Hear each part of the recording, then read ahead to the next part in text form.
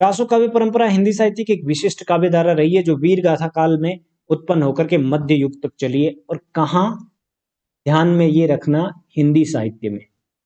हिंदी साहित्य में रासो काव्य की परंपरा को अगर देखा जाए, पढ़ा जाए, समझा जाए तो वो शुरू होती है वीर गाथा काल से और मध्य युग तक ये परंपरा चलती है, दिखाई देती है। मध्य युग का जो आपका रीतिकाल है, उस रीतिकाल में इससे संबंधित कुछ ग्रंथ जो है हमारे सामने आते हैं। रीतिकाल में इसका रूप परिवर्तित हो जाता है, जिसके बारे में मैंने पीछे जब हिंदी भाषा का इतिहास और अपभ्रंश का जब हम इतिहास पढ़ रहे थे तब आपको बताया था कि परंपरा वही है, लेकिन जो है कुछ मॉडिफाइड होकर प्रस्तुत की जाती है, कुछ परिवर्तनों के साथ इसको प्रयोग किया जाता है। शुरू इसका आधार जो है वो है संस्कृत साहित्य, लेकिन हिंदी साहित्य में अगर पूछा जाए तो हिंदी साहित्य में शुरू होती है वीरगाथा काल से और मध्य युग तक चलती है, यानी कि आपके रीति काल तक चलती है ये परंपरा। ये दो रूपों में दिखाई देती है। पहली प्रबंध काव्य के रूप में, प्रबंधात्मक रचनाएं हैं जिसमें जो है कई सारे अध्यायों में जो है चरित्र नायक का व्यक्तित्व जो है चित्रित किया जाता है। प्रबंध काव्य किसको बोलते हैं ये कल अच्छे तरीके से आपको बताया था। वो रचना जिसमें व्यक्ति के जीवन से लेकर के मृत्यु तक की पूरी कहानी को अध्यायवार, विगतवार प्रस्तुत किया जाता है, वो प्रबंधात्मक काव्य रचना कहलाती है। घटनाओं को एक क्रमबद्ध तरीके से प्रस्तुत करना, जन्म से लेकर के, यहाँ जीवन लिख दिया मैंने, जन्म इसका अर्थ आप जन्म लेना, जन्म से लेकर के मृत्यु तक की पूरी कहानी को एक सीक्वेंस में प्रस्तुत किया जाता है, वो होता है प्रबंध काव्य। उस नायक के जीवन में कुछ भी जो घटित हुआ है उसको अपनी कवि सुष्ठुता के साथ प्रस्तुत करता है कवि, तो वो प्रबंधात्मक रचना होती है। और दूसरे रूप में प्रस्तुत की गई रासो साहित्य परंपरा के ग्रंथों में या रासो साहित्य का जो एक तरीके से परंपरा मिलती है उसमें है वीर गीत। ये खंड काव्य के रूप में आप देख सकते हैं। उदाहरण के लिए ऐसे बहुत सारे वीर गीत है जिनका प्रयोग हम रासो साहित्य के रूप में करते हैं या उनको रासो साहित्य की श्रेणी में रखते हैं। उदाहरण के लिए रणमल छंद है ना, श्रीधर का लिखा हुआ, वो एक वीर गीत है जो अंगे, और वो किसके हैं? अधिकांशतः 90% जैन मुनियों के हैं, जैन कवियों के हैं, जिनके पीछे आपको शब्द मिलेगा रास, न कि रासो। ठीक है, रास और रासो में अंतर है। रास प्रयोग किया है किसने? अधिकांशतः जैन मुनियों ने, और इसमें उन्होंने धार्मिक साहित्य प्रस्तुत करने की कोशिश की है, लेकिन धार्मिक साहित्य के साथ साथ कुछ जगह पर, बहुत कम माइनर लेवल पर आपको जो है वो वीर गाथात्मक तेवर उनके दिखाई देते हैं। इसको भी वो अपने चरित्र नायक को स्पष्ट करने के लिए, अपने चरित्र नायक का बखान करने के लिए इस्तेमाल करते हैं। बहुत कम ऐसे छंद होंगे जैन काव्य परंपरा में जिनमें धार्मिकता के अलावा वीर रसात्मकता का प्रयोग किया गया है। क्लियर? रास आएगा सर। हाँ सर, जैनों का जो रास है और जो पृथ्वीराज रासो, जो ये वाला रासो है, उसमें सर मुख्यतः क्या अंतर है? देखिए, जनरल सी बात है, रास जो है जैनियों का वो धार्मिक साहित्य है। क्लियर? और दूसरी तरफ पृथ्वीराज रासो जो है, चाहे कोई सा भी रासो है, वो रासो कैसा साहित्य है? वो वीर गाथात्मक। हाँ, वीर गाथात्मक, या आप मान सकते हैं इतिहास से संबंधित ऐतिहासिक साहित्य है वो एक तरीके का। उसमें अपने चरित्र नायक को धार्मिक रूप से स्पष्ट करने की कोशिश नहीं की है, यानी कि उसका धार्मिक महत्व की बजाय उसके वीर गाथात्मक तेवर दिखाने की कोशिश रासोकार करता है। दूसरी तरफ जो रास साहित्य लिखा गया है उसमें किसी चरित्र नायक के, उदाहरण के लिए यहाँ पे चरित्र नायक कौन थे? जैन मुनियों के जो गुरु रहे हैं पहले के, जिनको भिक्षु कहते हैं या महाश्रमण कहते हैं, कुछ भी कहते हैं, उन लोगों के चरित्र को उठाया गया और उनके धार्मिक पक्ष को स्पष्ट किया गया। क्लियर? और यहाँ पर रासो साहित्य के जो चरित्र नायक रहे हैं उनके वीर वाले जो व्यक्तित्व था उनका, उसको ज्यादा हाईलाइट करने की कोशिश की है। ये नहीं दिखाया गया कि रासो काव्य में कि उनका जो चरित्र नायक है, उदाहरण के लिए पृथ्वीराज रासो का चरित्र नायक पृथ्वीराज है, तो पृथ्वीराज को कोई उपदेशक के तौर पे, कोई धार्मिक उपदेशक के तौर पे नहीं प्रस्तुत किया गया, बल्कि उसको एक शानदार योद्धा के रूप में प्रस्तुत किया, उसको एक वीर के रूप में जो है कवि अपने रचना में चरित्र नायक के रूप में स्थापित करता है। जबकि रास परंपरा में क्या किया गया, उसको धार्मिक दृष्टिकोण देते हुए, उसको धार्मिक कलेवर देते हुए अपने चरित्र नायक को जो है उभारा गया है। बस ये जो है बेसिक अंतर दिखाई देता है। लेकिन बहुत कम माइनर लेवल पर आपको जो है यहाँ रास साहित्य में वीर गाथात्मकता भी देखने को मिलती है। उदाहरण देके समझाता हूं आपको। जैसे मान लीजिए एक जैन मुनि है, कोई भी जैन मुनि का नाम ले लीजिए, या उसको मैं कह देता हूँ XYZ कोई जैन मुनि है।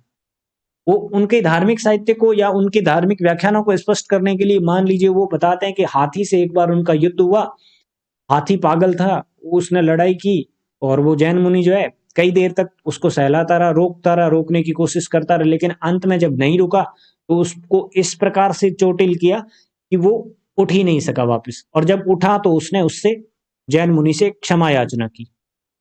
अब यहाँ पर आपको पढ़ने पर लग सकता है कि यहाँ पर वो जो है कभी उस मुनि के वीर पक्ष को, यानी कि उसके उस पक्ष को स्पष्ट करना चाहता है जिस पक्ष को रासोकार जो है अपने चरित्र नायक को स्पष्ट करता है या अपने चरित्र नायक को आगे बढ़ाता है। बल्कि यहाँ पर जो उसका उद्देश्य था वो ये था कि उसके भीतर की जो धार्मिक शक्तियां थी, उसके भीतर का जो ओज था, वो धर्म की वजह से आया, न कि युद्धों की वजह से आया, न कि रोज लड़ाई करता है इस वजह से उसके अंदर ये जोश आया, या इस तरीके की वीर प्रवृत्ति आई कि उसने हाथी को जो है एक ही थप्पड़ में चित कर दिया। नहीं, बल्कि वो इसको किसका आधार बनाएगा, उसकी धार्मिक क्रियाकलापों का आधार बनाएगा। दूसरी तरफ आपको यहां पर धर्म दिखाई देगा। उदाहरण के लिए पृथ्वीराज चौहान को एक धर्म रक्षक राजा के रूप में प्रस्तुत करेगा रासोकार या इस रचना को लिखने वाला। वो ये बताएगा कि पृथ्वीराज चौहान ने जो है इतने सारे ऐसे ऐसे हिंदू धर्म के लोगों को एक बार मोहम्मद गोरी की कैद से या फिर मोहम्मद गोरी के चंगुल से आजाद करवाया। ये एक उदाहरण के तौर पे, ऐसा नहीं है वर्णन, मैं सिर्फ उदाहरण के तौर पे इसको समझा रहा हूँ कि अपने चरित्र नायक को वहां पर धर्म रक्षक के तौर पे जरूर प्रस्तुत किया है, लेकिन ये उसका चरित्र नायक का धार्मिक पक्ष नहीं है, बल्कि ये उसकी जो है उसके ओज को प्रकट करना, उसके वीर रसात्मक गुणों को प्रकट करना है, न कि उसके धार्मिक गुणों को प्रकट करना है। उसको धीर, वीर और चतुर नायक के रूप में प्रस्तुत करना था। इस वजह से उसने धर्म रक्षक के तौर पे उसका जो है एक पक्ष दिखाया है। उदाहरण के लिए राजस्थान के अपभ्रंश साहित्य में ऐसे बहुत सारे अलग अलग घटनाएं, अलग अलग सर्ग मिलते हैं जिसमें कोई राजा जो है गायों की रक्षा करते हुए शहीद हो जाता है, या गायों की रक्षा करते हुए जो है एक बार मृत्यु को प्राप्त हो जाता है, लेकिन देवीय शक्तियों के प्रभाव के कारण वो फिर से जिंदा हो जाता है। ऐसे बहुत सारे ग्रंथ आपको देखने को मिलेंगे। तो वो उसका धार्मिक पक्ष नहीं है, बल्कि वो कैसा पक्ष है, वो उसके वीर रसात्मक पक्ष को स्पष्ट करना चाहता है जो लेखक है, जो रचनाकार है। क्लियर। दूसरी तरफ जैन साहित्य में उस जैन मुनि के धार्मिक पक्ष को स्पष्ट करना चाहता है कि ये उसके अंदर ये बल, ये शक्ति कहां से आई, उसके धार्मिक क्रियाकलापों की वजह से आई। उसने धर्म को इतना ज्यादा जो है अपने अंदर समाविष्ट कर लिया कि उसके अंदर एक अपार शक्ति पैदा हो गई, और उस अपार शक्ति के कारण ही उसने जो है इस तरीके का वीरोचित कार्य किया। अंतर आई थिंक अब आपके दिमाग में क्लियर हो गया होगा। बहुत अच्छे सर। उदाहरण के तौर पे अपभ्रंश का एक ग्रंथ है बाबू प्रकाश, और इसमें ये बताया गया है कि राजस्थान के एक लोक देवता के रूप में बाद में प्रचलित हो गए महाराज बाबू जी, और उन्होंने गायों की रक्षार्थ जो है देवीय शक्तियों के वरदान प्राप्त किए, और देवीय शक्तियों के वरदान से अपने आप को जो है गायों की रक्षा करते हुए अपने शरीर को जो है त्याग दिया उन्होंने। ये एक रासो साहित्य परंपरा का ही ग्रंथ है बाबू प्रकाश, इसी परंपरा का ग्रंथ है। आगे बताएंगे आपको कि रासो साहित्य परंपरा में किंवदंतियों का इस्तेमाल कैसे हुआ है। ये भी एक रोचक पक्ष है रासो साहित्य का। प्रबंध काव्य में पृथ्वीराज रासो और वीर गीत काव्य के रूप में बीसल देव रासो जैसी रचनाएं ज्यादा ख्यात है, ज्यादा प्रसिद्ध है, इसके बारे में बताया। वीर गीत काव्य परंपरा का पहला ग्रंथ आचार्य शुक्ल किसको मानते हैं? बीसल देव रासो को मानते हैं। हाँ, ये एक इंपॉर्टेंट क्वेश्चन है, ध्यान में रखिएगा। और पृथ्वीराज रासो को पहला रासो ग्रंथ स्वीकार प्रबंध करते हैं। काव्य। हाँ, प्रबंध काव्य के तौर पे। जगनिक ने कौन सा ग्रंथ लिखा? जगनिक, परमाल रासो से। हाँ, परमाल रासो, जिसका एक ही खंड मिलता है। पूर्ण रूप से वो ग्रंथ जो है अप्राप्य है, नहीं मिला है पूरा, आधा खंड मिला है। और आधा खंड को भी बाद में शामिल कर लिया किसमें?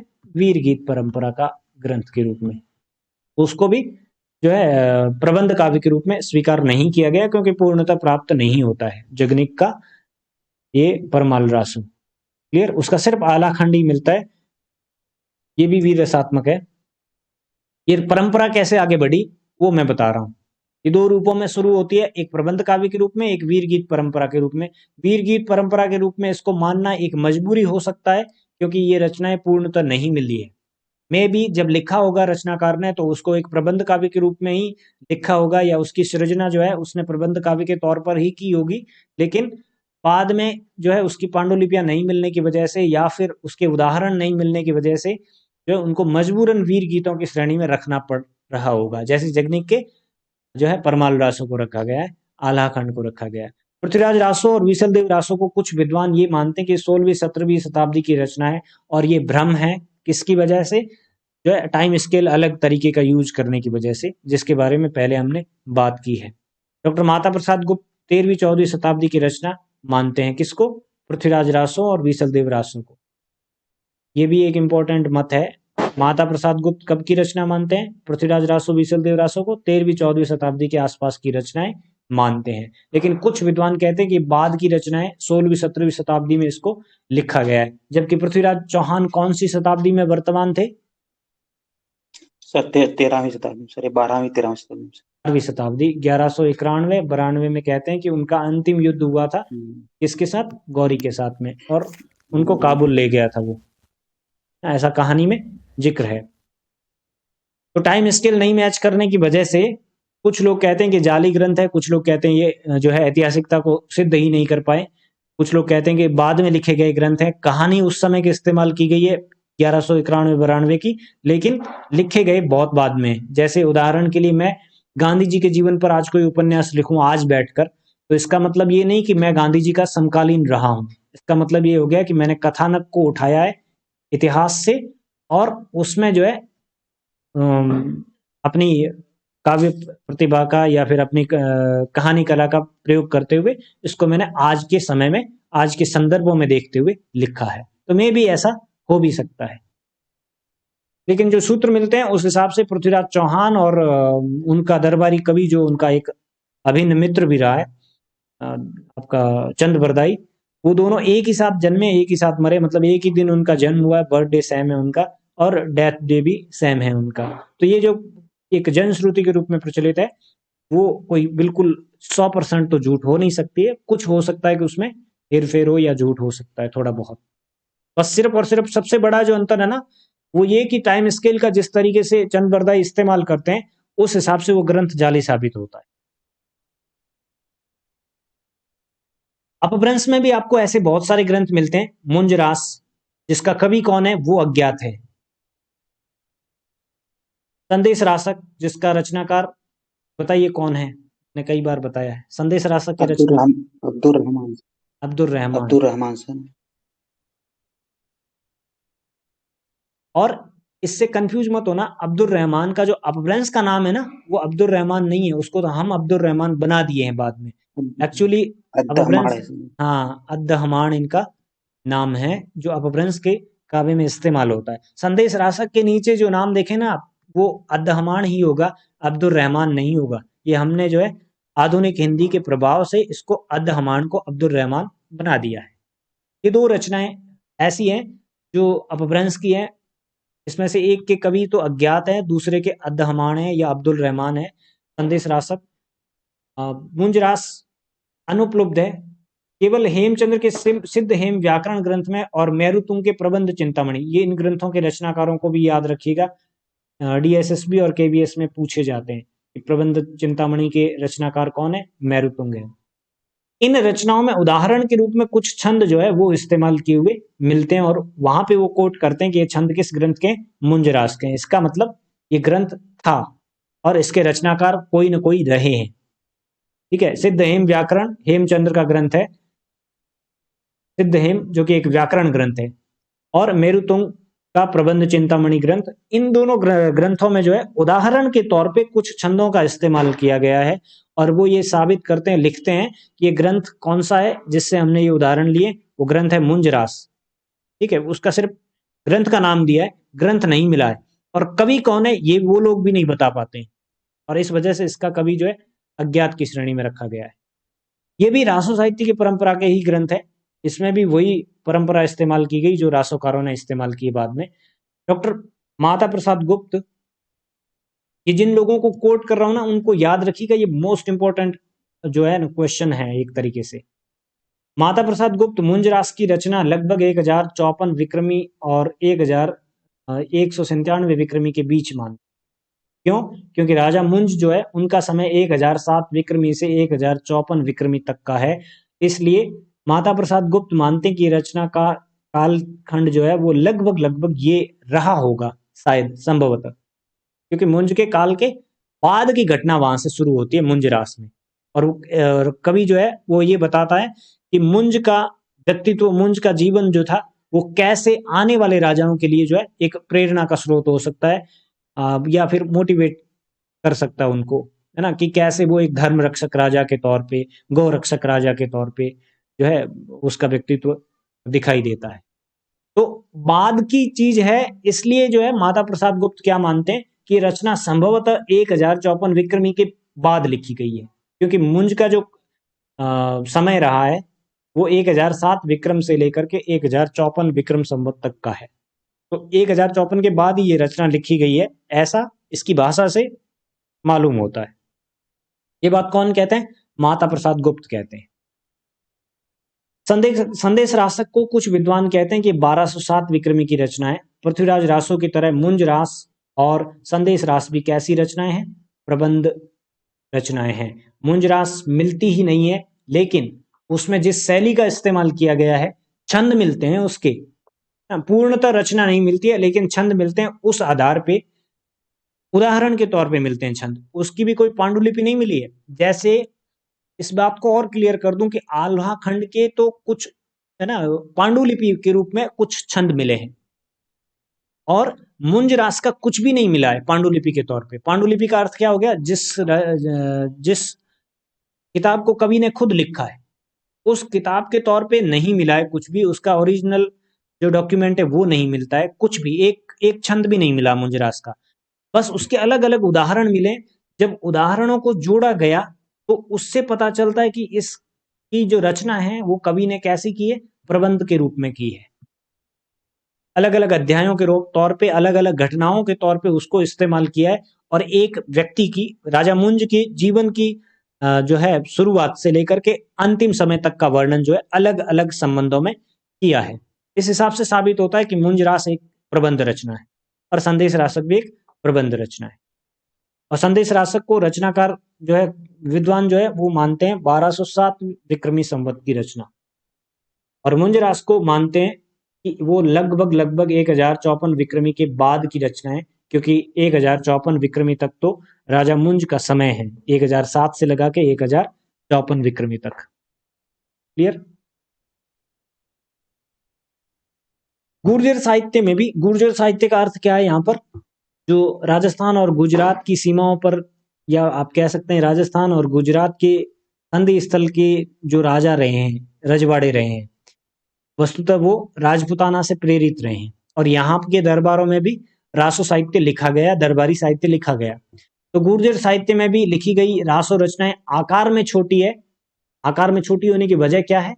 ये लोग अप्रत्यक्ष रूप से इन राजपुताना के राजाओं के अधीन थे, प्रत्यक्ष रूप से नहीं, अप्रत्यक्ष रूप से, क्योंकि जब भी इनको कोई जरूरत पड़ती थी, मदद की जरूरत पड़ी हो या फिर आर्थिक जरूरत पड़ी हो, तो इन्होंने जो है इन राजाओं की, राजपुताना के बड़े राजाओं की मदद ली है। इस वजह से ये सिंपल सी बात थी राजपुताना के पूरे काल में, या राजपूत काल में, कि एक अधीन राजा जो होगा ना, वो कभी भी अपने आप को बड़े राजा जिसके अधीन वो है उससे श्रेष्ठ कभी बताने की कोशिश नहीं करेगा। अगर की उसने ऐसी कोशिश, तो ये जो राजा है ये उसको अपने अंदर मिला लेगा, यानी कि उसका अस्तित्व भंग कर देगा। इस प्रभाव की वजह से जो है गुर्जर साहित्य, जो कि राजस्थान और गुजरात की सीमाओं के आसपास लिखा गया, आसपास के दरबारों में लिखा गया। एक्चुअली ये दरबार थे ही नहीं, बल्कि क्या थी, कोटड़ियां थी। कोटड़ी किसको बोलते हैं? एक बड़ा राजा जो होता है उसके अधीन अलग अलग सामंत हुआ करते थे, और वो सामंत का जो राजधानी हुआ करती थी, सामंत का जो मुख्य अड्डा हुआ करता था, उसको कोटड़ी बुलाते थे। तो वस्तुतः ये कोटड़ियां थी छोटी छोटी। इस यहाँ पर अलग अलग स्वतंत्र राजा थे, राजकुमार थे, और इन लोगों ने भी रासो ग्रंथों की रचना की है, लेकिन यह आकार में उतनी बड़ी नहीं है जितनी कि राजपूत काल की अन्य रासो साहित्य की रचनाएं मिलती है। आकार में छोटी थी, इसका रीजन भी आपको बता दिया है। इनके रचयिता जैन कवि भी थे, और उन जैन कवियों ने जो है जैन धर्म के सिद्धांतों के अनुसार इनकी रचना की है। यानी कि इनका पक्ष जो था वो कैसा था? धार्मिक पक्ष था, ऐतिहासिक पक्ष या फिर वीर रसात्मक पक्ष नहीं था। क्लियर?